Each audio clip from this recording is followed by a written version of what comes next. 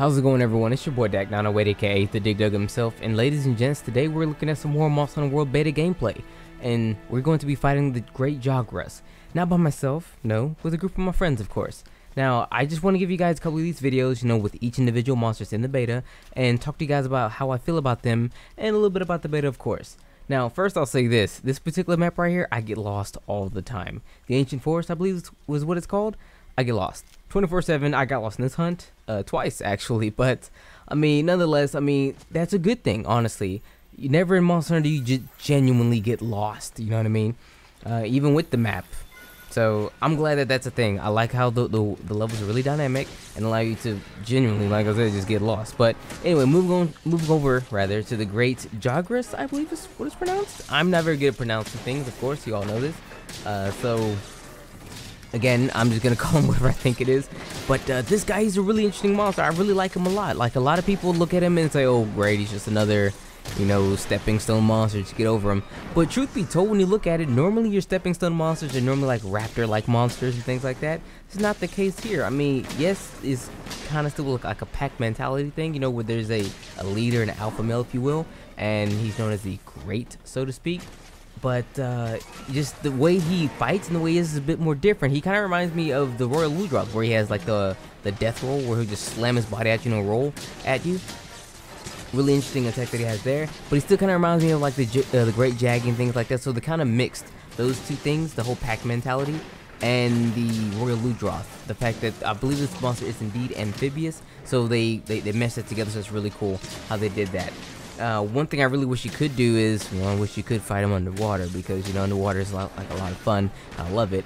But honestly, his design is actually really interesting to look at as well. I mean, if you look at his mane, it's like covered all over his body, not over his body, but it looks like, if you imagine like someone with a bed of like very, I guess not dirty, but just like scraggly hair. That's what it really looks like, dreadlocks, if you will, And I really like the fact that he's reptilian, amphibious, of course. And he can stretch his stomach really big, so whenever he's eating food, he can eat a whole Aptonoth, and his belly will be huge when he's eating the food, and it's just really cool. There's a lot of things that you look at a monster and you're like, yo, this monster design is very unique, and I'm really happy that one of the beginning monsters in the game is as unique as this is, and it makes you wonder, yo, what else can this game offer? And their answer is a lot. Okay, a lot of the monsters in this game is really cool. And the fact that I actually have to fight him in the beta, at first I was skeptical, like I said. I mean, I don't know, another great, but after fighting him a little bit, I have a lot of respect for the guy, I'm not saying he's like one of my favorite monsters in the game. It's just that he's a really interesting monster to fight, and it really helps people come to grips with a couple of the mechanics that the game has to offer, especially him being in this particular area. It allows you to really understand that, yo, you can actually get lost. Granted, though, when a monster can just run away, like on foot, you can't really lose him too much, even though I literally just lost him, even though he walked away on foot. Like, I really did. I lost him. I don't know where I'm going now.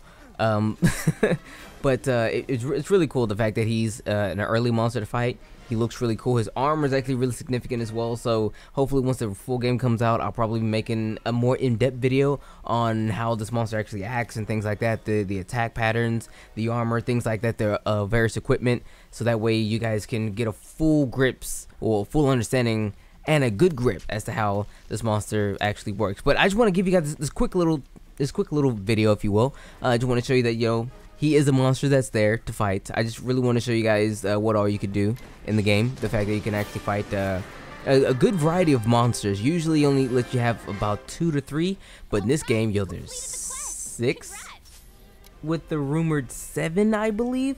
They say Pukey's in the game. They say he's in this map in particular, but it's like RNG to get him. I've yet to actually get a hold of him. I really want to see if that is actually the case. I'm pretty sure it is, but I want to actually see or fight him myself. But anyway, guys, that's all I have for you for this guy right now. Expect a couple more of these videos as well. Like I said, I'm going to be giving you a quick rundown on all the monsters in this game. Some of these fights are going to be kind of long, so I probably won't talk the entire time. But, just a little sneak peek at what's to come in the game. And with that being said, it's been your boy. Take care.